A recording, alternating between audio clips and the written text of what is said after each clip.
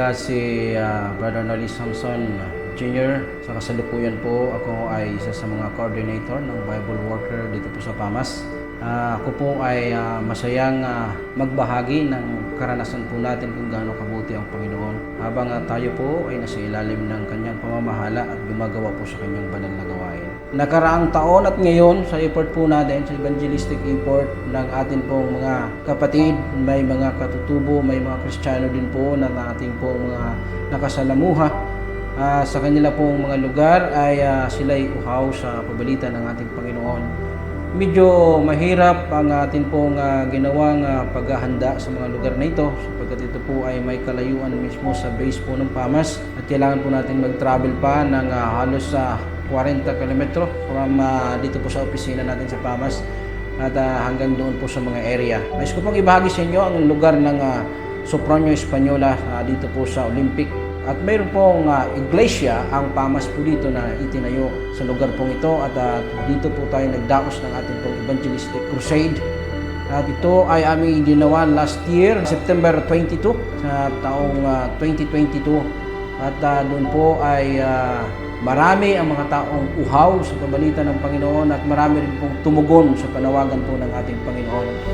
Lately lamang po ngayong April 26, mula po sa April 7 hanggang 26 po ay nagkaroon din po tayo ng evangelistic effort doon po sa area ng Cortang, Sopronio Española pa rin po ito. At ito po ay mayroong siyam na ilog na atin pong tinatawid. Ito po ay tanging lakad lamang po ang ating gagawin at ito po ay mga katutubo natin ng mga Palawan ng mga kapatid. Sila po ay naghihintay din at uhaw sa pabalitan ng ating Panginoon. Sila po ay ating napaglingkuran sa loob po ng 10 gabi natin pong pagbibigay, pagbabahagi ng pabalitan ng ating pong Panginoon. At we praise the Lord, mayroon din pong tumanggap na ating mga kapatid sa lugar na yon. At sa ngayon ay mayroon po tayong maliit pong pulutong na itinayo din po sa lugar na yon na ating pong nakikita. Ang gawain ng Panginoon po na ating pong sinasagawa ay kakaiba sa mga lugar minsan na nasa city or dito po sa atin sa kabundukan.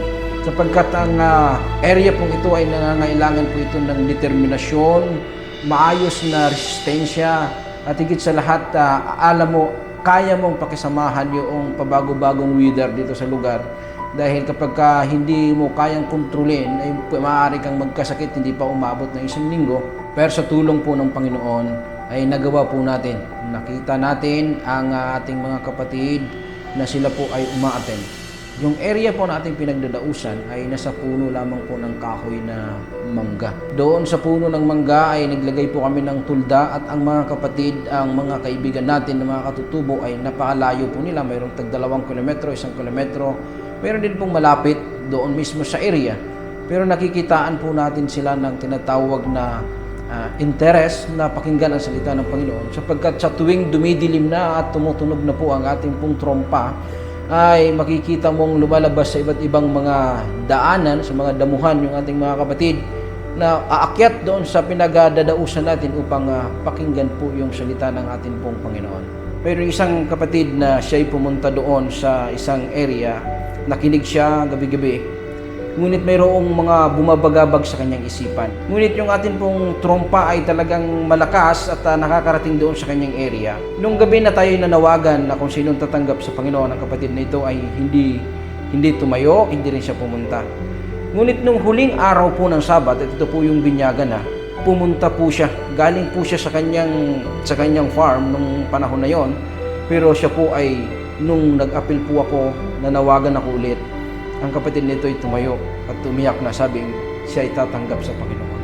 Kasama ang kanyang asawa. Kaya yung kanyang anak na nag-iisa lang na Seventh-day Adventist ay ganyan na lamang kasiyahan, tuwang-tuwa, umiiyak sa sobrang saya na nakita yung kanyang mga magulang ay nadala na sa paanan po ng Panginoon at magkakasama na po sila sa iisang pananampalataya. Mayroon pa tayong ibang mga karanasan pa sa mga kapatid na kanila nakikita na sinasabi nila palagi, lalo na doon sa Cortang, ay sinasabi nilang, first time nilang marinig yung klarong mensahe ng pabalita ng ating Panginoon. Matagal na daw silang nagbabasa ng Biblia, matagal na silang nag-aaral, marami na nagtuturo. Ngunit nung dumating po ang pabalita ng Panginoon sa kanila, sa tulong po ng Banal na Espiritu, ay talagang napaiyak po sila nung kanilang marinig ang katotohanan. Sabi nila, matagal silang nakatakip doon sa katotohanan na hindi nila nakikita. Pero kakaibaw daw po ang presentation na ating daladala sa tulong po ng Banal na Espiritu ay mas naliwanagan sila. During the time po nung i-baptize na sila ay talagang makikita mo yung luha sa kanilang mata. Tears of joy na kanila pong natanggap ang tunay na liwanag ng Panginoon. Kaya nga po ang gawain ng ating Panginoon ay magpapatuloy po na sana'y suportahan natin sa maraming mga pagkakataon, panalangin, lahat po ay magagawa natin.